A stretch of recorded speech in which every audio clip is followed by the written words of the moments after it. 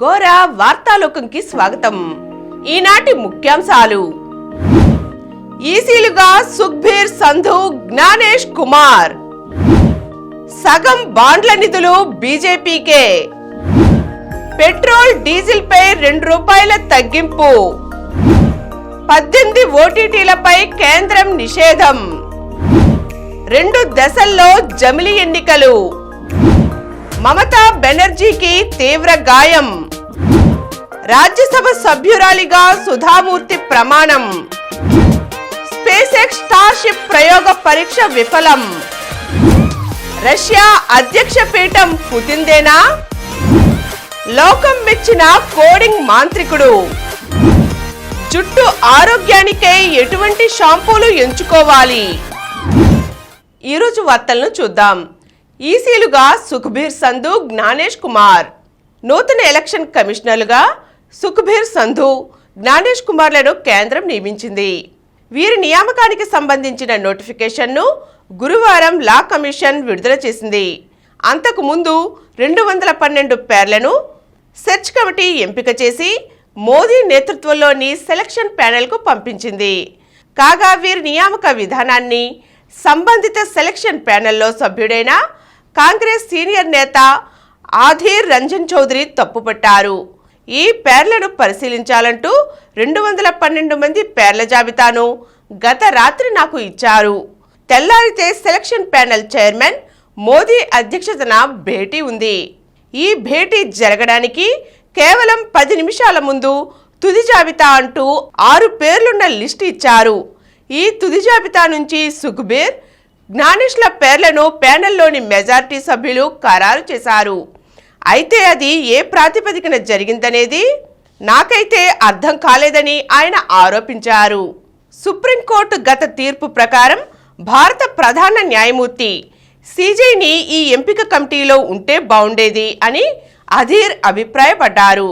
అయితే సీజేకి బదులుగా కేంద్ర మంత్రికి ఈ ప్యానెల్లో స్థానం లభించింది. రష్యాలో అధ్యక్ష పీఠం పుతిన్దేనా? వ్లాదిమిర్ పుతిన్ పేరు చెబితే టక్కున గుర్తొచ్చే దేశం రష్యా. చాలా సంవత్సరాలుగా పుతిన్ ఏలుబడిలో ఉన్న రష్యాలో ఈ రోజు నుంచి అధ్యక్ష ఎన్నికలు మొదలు అయ్యాయి. గతంలో ఒక్క రోజులో పోలింగ్ పూర్తయ్యేది. దేశ చరిత్రలో తొలిసారిగా వరుసగా 3 రోజుల పాటు అంటే ఈ రోజు, రేపు, ఎల్లుండి పోలింగ్కు రష్యా సిద్ధమైంది. ఉక్రెయిన్పై దురాక్రమణతో ప్రస్తుతం తన ఆధీనంలో ఉన్న 4 ఉక్రెయిన్ రీజియన్లలోనూ ఈ ఎన్నికల క్రతువు కొనసాగనుంది. ప్రస్తుత పదవీ కాలాలతో కలిపి పుతిన్ ఇప్పటికే 4 సార్లు 2000, 2004, 2012, 18లలో అధ్యక్ష పీఠాన్ని అధిరోహించారు. 2008లో ప్రధానిగాను సేవలందించారు. మానవ హక్కుల గొంతుక విపక్ష నేత అలెక్సీ నావల్నీ గత నెల మారుమూల కారాగారంలో అనుమానాస్పద స్థితిలో చనిపోవడంతో ఈసారి పుతిన్కు వ్యతిరేక ఓటింగ్ పెరగనుందా అనే అంశంపై తీవ్ర చర్చ నెలకొంది. కాగా ఎల్డీపీఆర్ నేత లియోనిడ్ స్లెట్స్కీ, న్యూ పీపుల్ పార్టీ నేత వ్లాదిస్లేవ్ దవాన్కోవ్, కమ్యూనిస్ట్ పార్టీ నేత నికోలే కరిటోనోవ్లు ఈసారి బరిలో దిగారు. రాజ్యసభ ఎంపీగా సుధామూర్తి ప్రమాణం.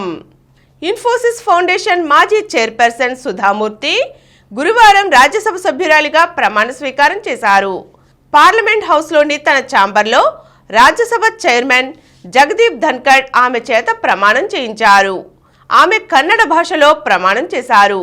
కార్యక్రమంలో సుధామూర్తి భర్త, ఇన్ఫోసిస్ సహ వ్యవస్థాపకుడు నారాయణమూర్తి ఉన్నారు. కేంద్ర ప్రభుత్వం ఆమెను 2006లో పద్మశ్రీ, 2023లో పద్మభూషణ్ పురస్కారాలతో గౌరవించింది.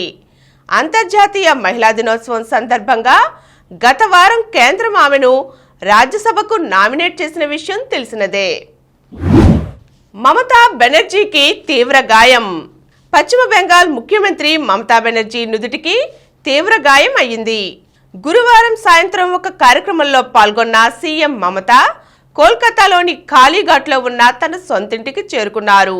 ఇంట్లో పడిపోవడంతో ఆమె నుదుటికి గట్టి దెబ్బ తగిలిందని మేనల్లుడు టీఎంసీ జాతీయ ప్రధాన కార్యదర్శి అభిషేక్ బెనర్జీ చెప్పారు. తీవ్రంగా రక్తస్రావం అవుతుండడంతో వెంటనే ఎస్ఎస్కేఎం ప్రభుత్వ ఆసుపత్రిలో చేర్పించినట్లుగా ఎక్స్లో పేర్కొన్నారు. మమత త్వరగా కోలుకోవాలని ప్రధాని మోదీ ఆకాంక్షించారు. 2 దశల్లో జమిలి ఎన్నికలు. ఒకే దేశం ఒకే ఎన్నికపై అధ్యయనం చేయడానికి మాజీ రాష్ట్రపతి రామ్నాథ్ కోవింద్ నేతృత్వంలో కేంద్ర ప్రభుత్వం నియమించిన ఉన్నత స్థాయి కమిటీ తన నివేదికను గురువారం రాష్ట్రపతి ద్రౌపది ముర్ముకు సమర్పించింది.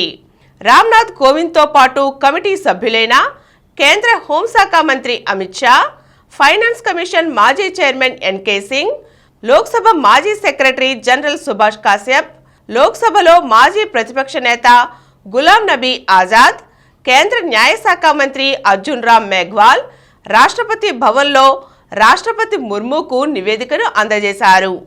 జమిలి ఎన్నికలపై 18,629 పేజీల ఈ నివేదికలో ఉన్నత స్థాయి కమిటీ కీలక సిఫార్సులు చేసింది. 2 అంచెల విధానాన్ని సూచించింది. తొలుత లోక్సభ, అన్ని రాష్ట్రాల శాసనసభలకు కలిపి ఒకేసారి ఎన్నికలు నిర్వహించాలని స్పష్టం చేసింది. ఆ తరువాత 100 రోజుల్లాగా అన్ని రకాల స్థానిక సంస్థలకు కలిపి ఒకేసారి ఎన్నికలు నిర్వహించాలని పేర్కొంది.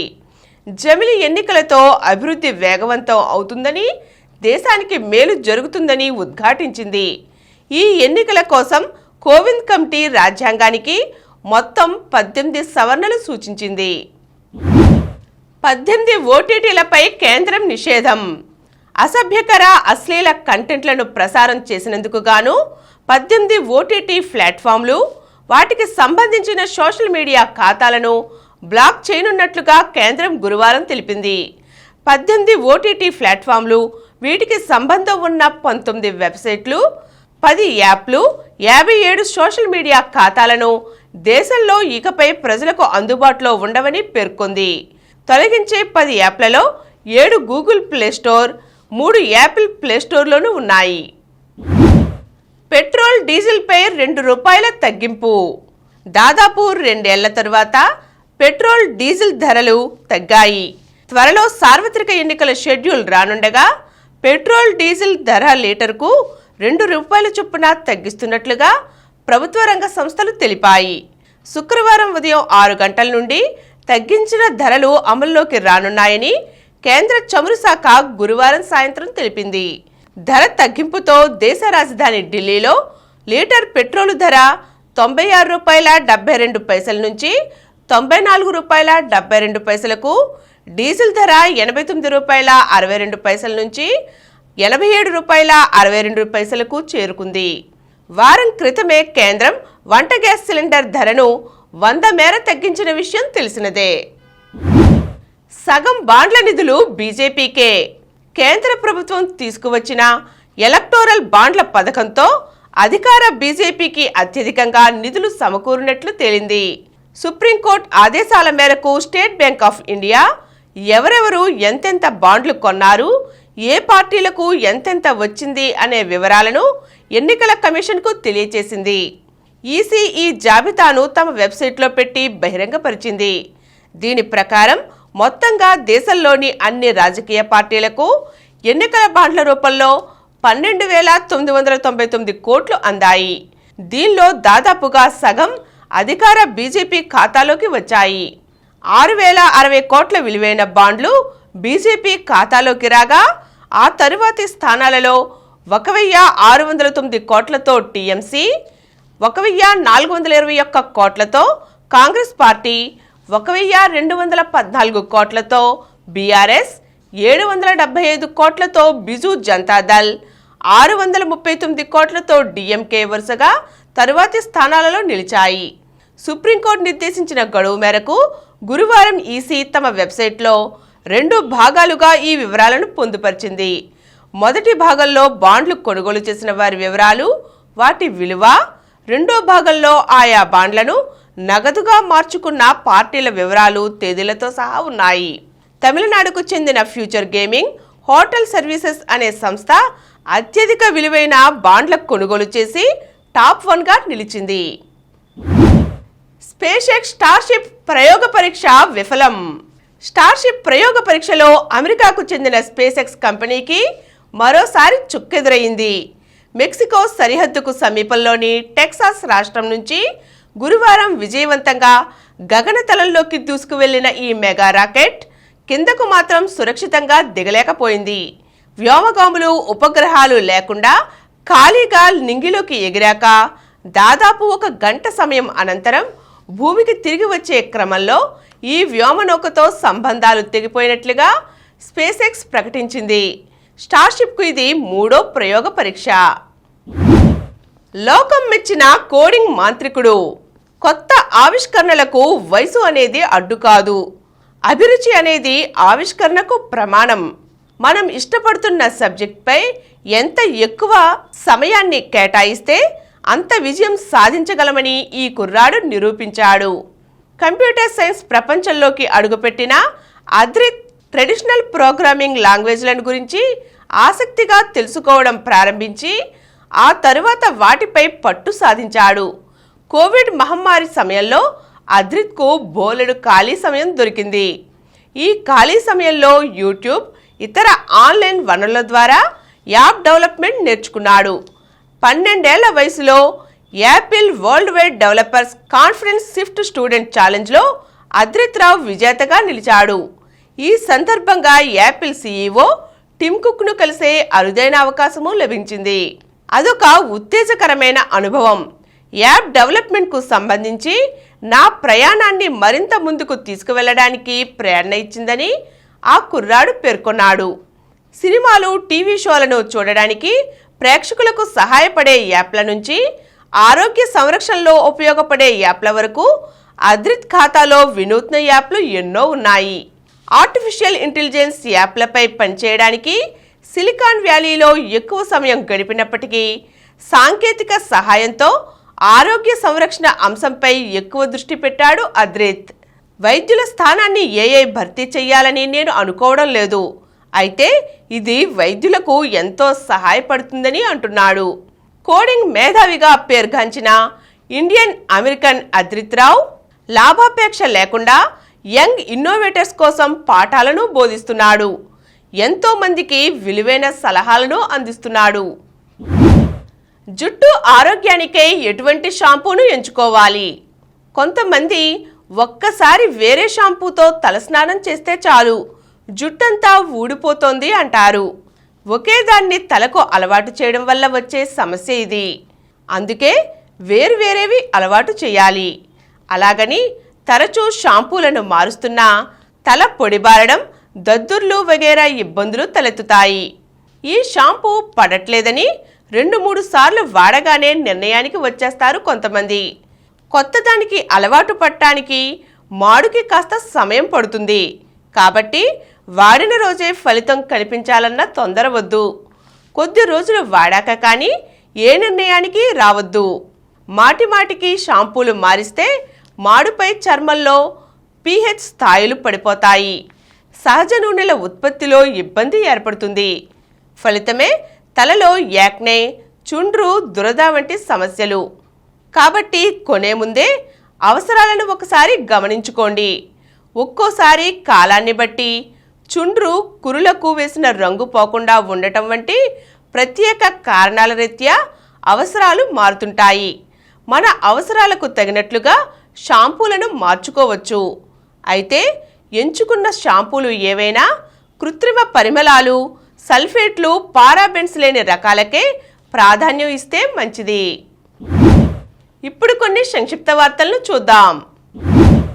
సిఏఏపై మార్చి 19న సుప్రీంలో విచారణ. సిఏఏ నిబంధనలపై స్టే విధించాలని వచ్చిన పిటిషన్లను మార్చి 19న విచారించేందుకు సర్వోన్నత న్యాయస్థానం అంగీకరించింది.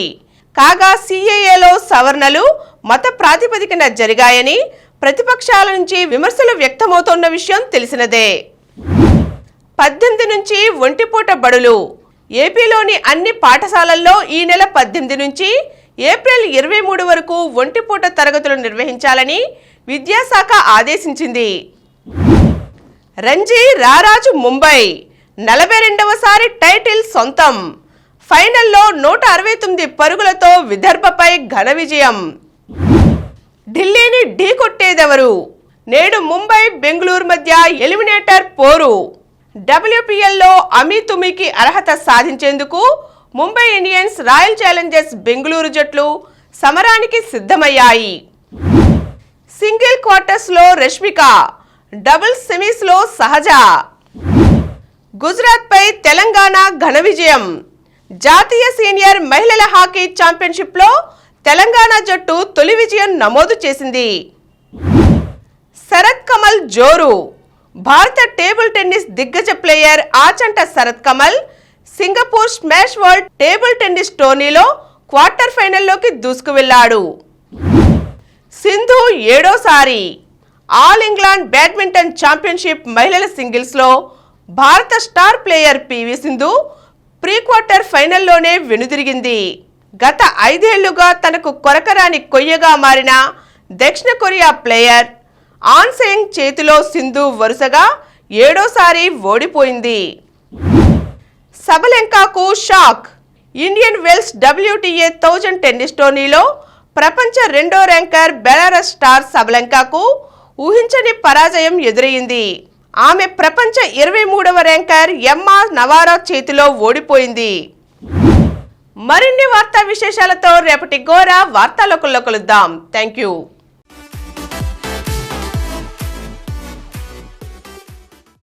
ప్రతిరోజు వార్తా విశేషాల కోసం అనతి కాలంలోనే 20 కోట్ల వ్యూస్ సాధించిన డాక్టర్ సమరం మల్టీ ఛానల్ నెట్వర్క్ సమర్పించు గోరా వార్తాలోకంకు సబ్స్క్రైబ్ చేయండి, లైక్ చేయండి, మీ ఫ్రెండ్స్కి షేర్ చేయండి. అలాగే ప్రక్కనున్న గంట సింబల్ని ప్రెస్ చేయడం మర్చిపోకండి. Please download Samaram multi-channel app and watch your favorite channels from your mobile. App available on Google Play Store and subscribe to the channels.